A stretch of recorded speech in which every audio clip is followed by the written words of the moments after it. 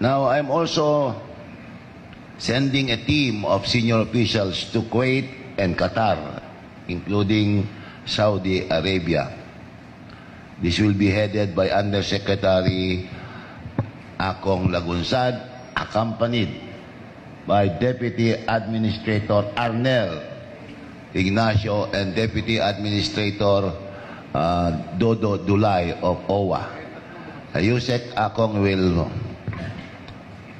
make further announcement on this. Thank you, sir.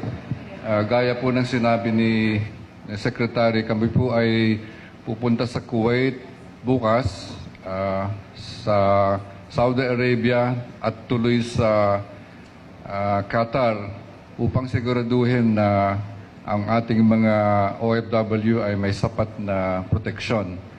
Nangangamba kami dahil nga sa desisyon ng Presidente na magkaroon ng bans of deployment. Nangangamba kami na baka maapektuhan yung mga OFW na nasa Kuwait. So pupunta po kami doon para alamin kung anong kalagayan nila at ipatupad yung mga utos ng Presidente. Meron pong mga specific na utos gaya ng pag-deposit ng passport sa polo o sa embassy para siguraduhin na hindi kukumpiskahin ng mga employers.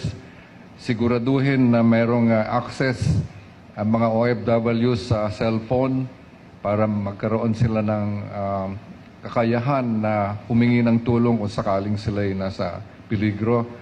At yung ipatupad, yung kung kinakailangan na umalis ang ating mga OFW sa marahas na sitwasyon, sila po ay sisiguraduhin may kakayahang makaalis. Marami po pang aming i-recommend pagkatapos ng aming bisita. Ang isang bagay po na malapit na nating ipatupad ay ang isang web-based na alert system. Ito po ay in place na at lalagdaan lang natin yung Memorandum of Agreement. Ito pong web-based na alert system ay magkakaroon ng kakayahan ng mga manggagawa na mag-download ng app at dahil dun sa app na yon, pwede po nilang pindutin yung alert button at agad-agad merong sasaklolok sa kanila. Pagka po ito'y may patutupad na, aming i-announce at ipapakita. With the permission of the Secretary, we would intend to introduce the alert system in Kuwait and organize the OFW associations so that they will be aware that there is a system of alert. That is the task of our team, and we will report our findings when we get back early March. Thank you, sir.